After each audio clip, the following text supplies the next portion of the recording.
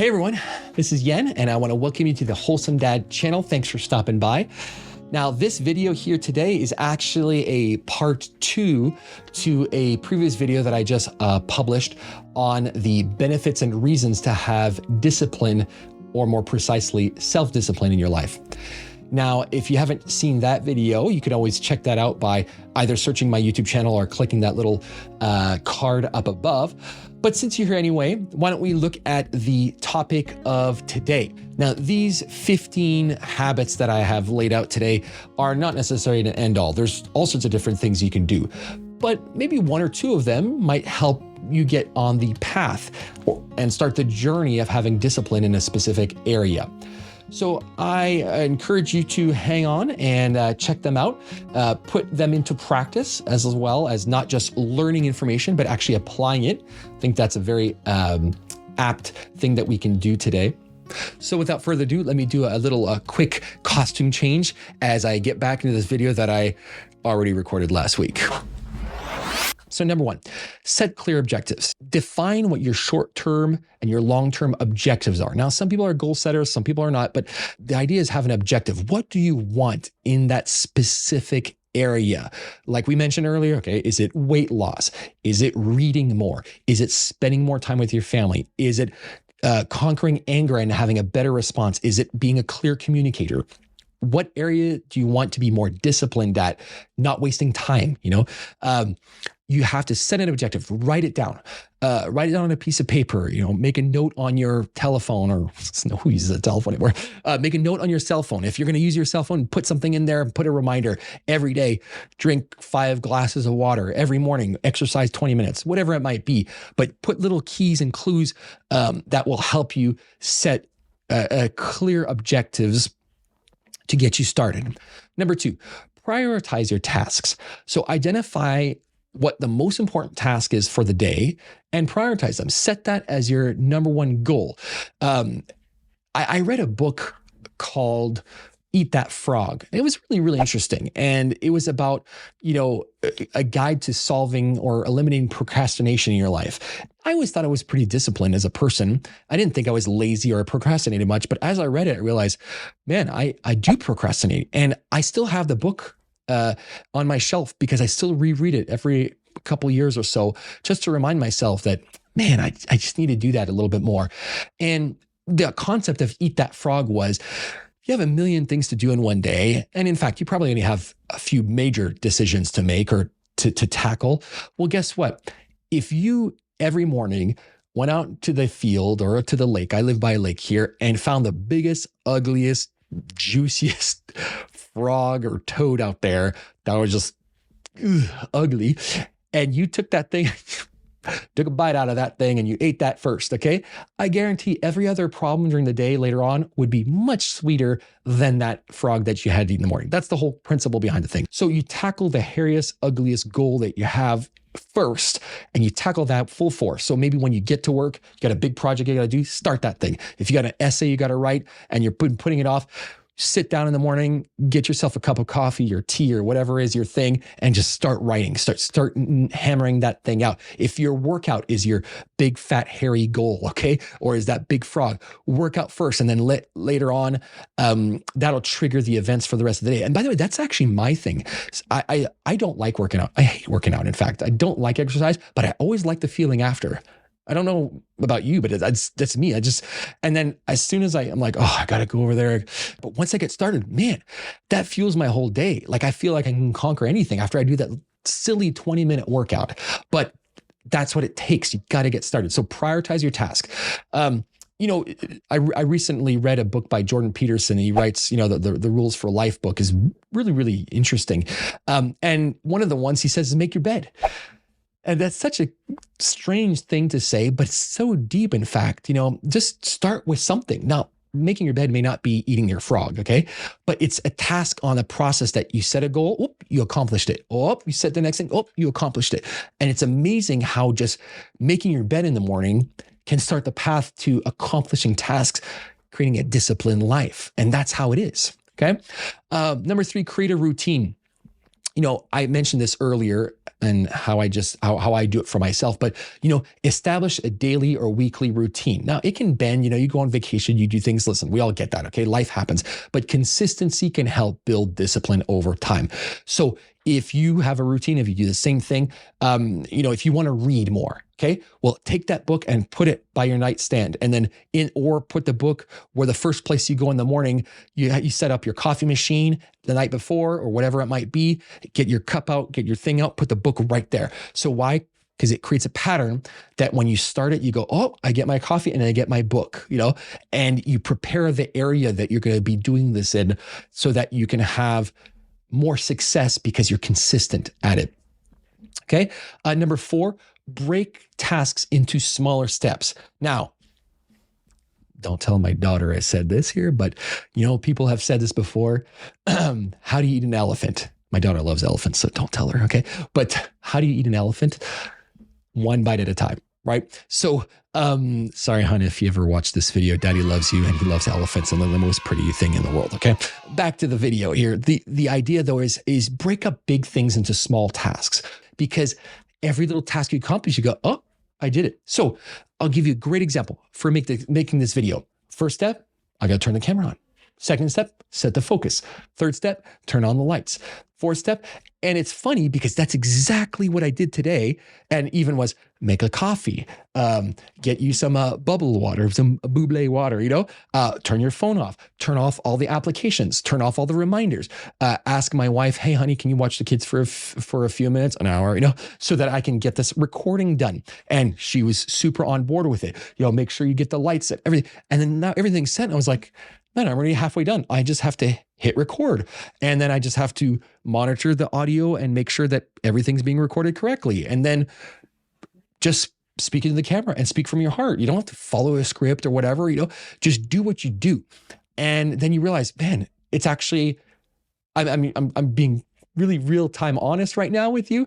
I'm on step number 4. I've got, 10 more steps and then I'm done. And then I can start editing this video and putting some fun stuff in there. And then I'll already have the plan, but I'm breaking into small steps.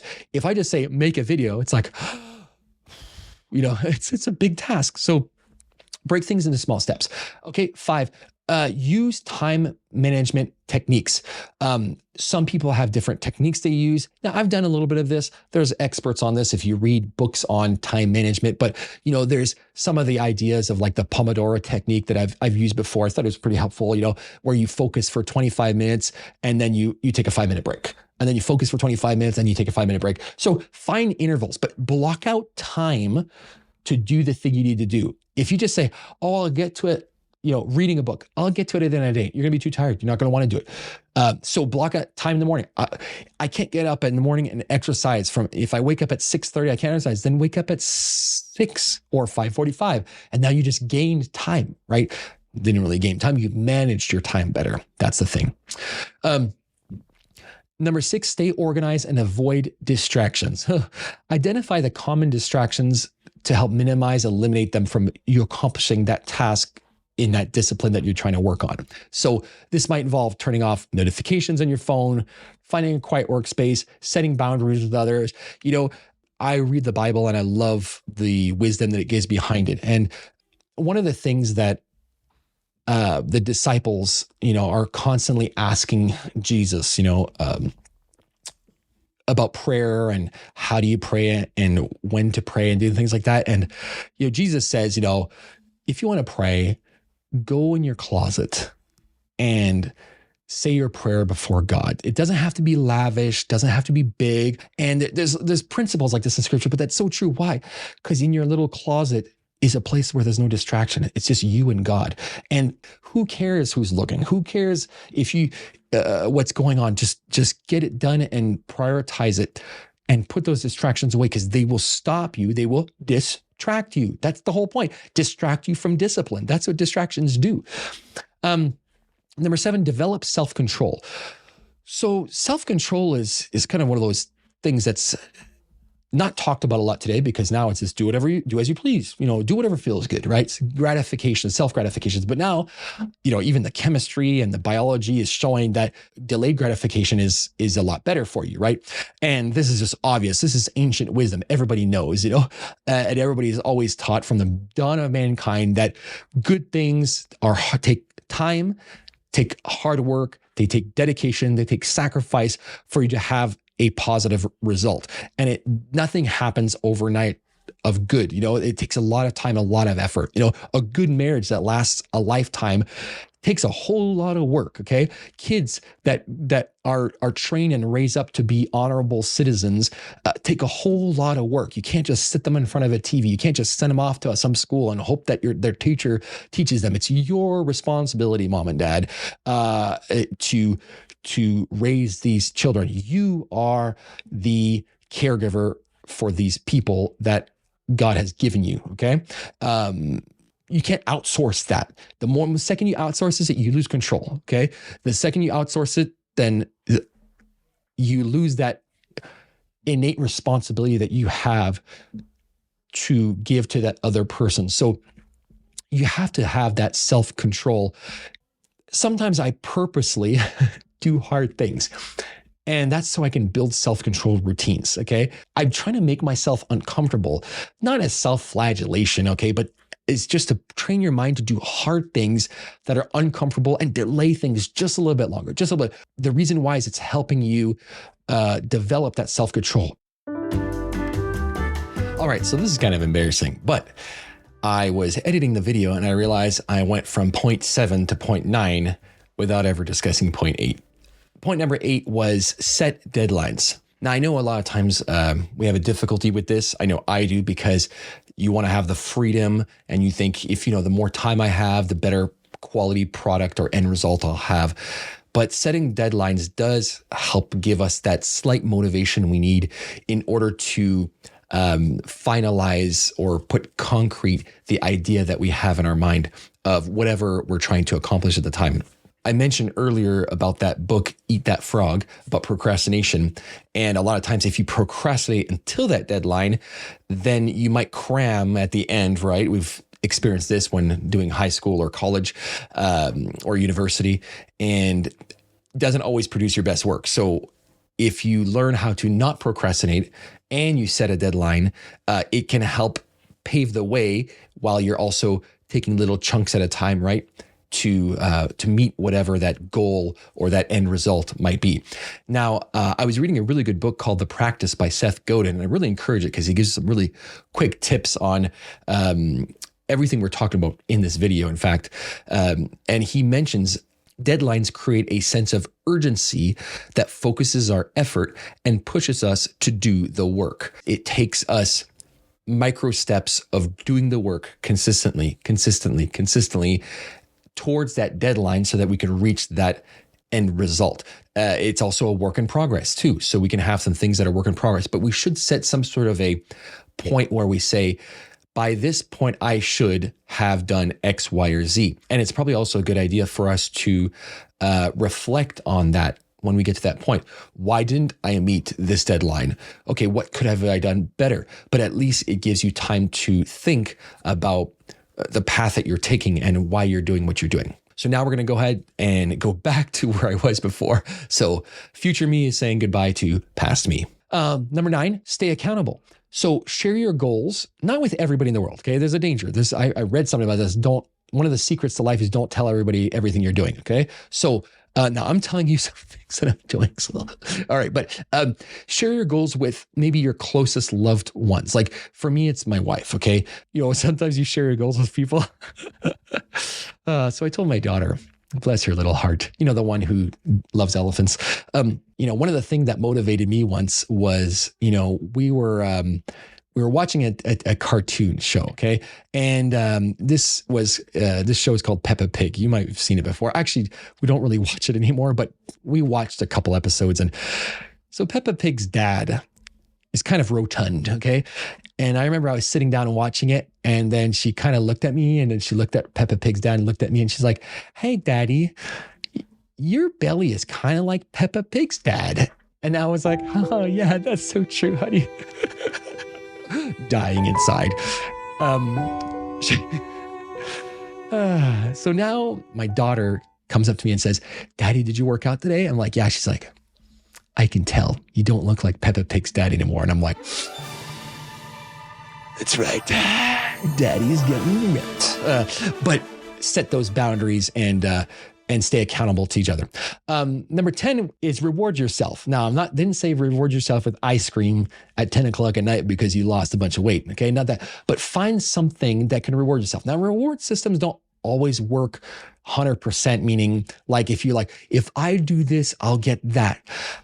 That's not necessarily the goal, but the reward can be helping when you accomplish a certain task or a milestone so that it keeps it fresh and say, man, this was good. So you could prepare those things and opportunities that come up so they can maybe positive reinforce you. It can boost motivation. I'm not saying it's going to be better at discipline, but it can help you stay motivated. So that can be something that can be helpful for you. 11, learn from setbacks. Okay, along your journey, things will happen to stop you from what you want to do. And that's what discipline is, right? So a lot of people, and I've seen this graph before, I don't know if you've seen this graph before, that shows like the path to success and it kind of goes like this. And then all of a sudden, the difference between people that fail and people that are successful is there's like a critical point where most of the people just, I tried and I give up. But the people who stayed just a little bit longer past that are the ones that skyrocket. This is the famous New Year's resolution, right? January 1st, everybody makes all these New Year's resolutions. January 31st, they're all gone. But we fall into that trap all the time. Don't wait till January 1st to set a New Year's resolution, okay? Pick one and start it. My recommendation, this is something that I started doing, work on your physical improvement, okay? Because the physical improvement has been proven to have much more impact on the rest of your mind and spirit, or mind and soul, depending on how you look at it. The physical really has a difference. Now, I'm not saying being obsessed about yourself, okay? There's a difference, all right? Some folks, they're just completely self-absorbed. I've been to the gym before. I looked and I'm like, man, these guys, you're staring at that mirror way too long, But the idea though is if you can fix how you eat and how you train your body, it's amazing how it clears your mind. You have less mind fog and you have more energy so watch, if you have less mind fog, so if you learn better and you have more energy, you can do more, you can produce more, you can be more, you can last longer, whatever you're trying to do, right? So the physical is a great place to start, okay? I'm not, by the way, don't look to me for that advice. There's lots of wonderful professionals out there that can help you with that and guide you on your way. I'm just telling you personally, number one thing for me has been work on myself. And that's been a huge thing. I still got a ways to go, but I'm on the path, okay? I'm on the path and I can already tell, I already feel better about myself, even though I still have a ways to go, okay? So learn from your setbacks because things will happen that stop you along your way. You know what? Accept the setbacks and those small failures along the way. Get back up. It's part of the journey. If it wasn't for that, it wouldn't be a struggle and you'd be easy to do. But nothing really good comes from easy, right? Necessarily. Meaning the hard things in life is what produces more discipline and character and results, okay? Number 12, find your motivation.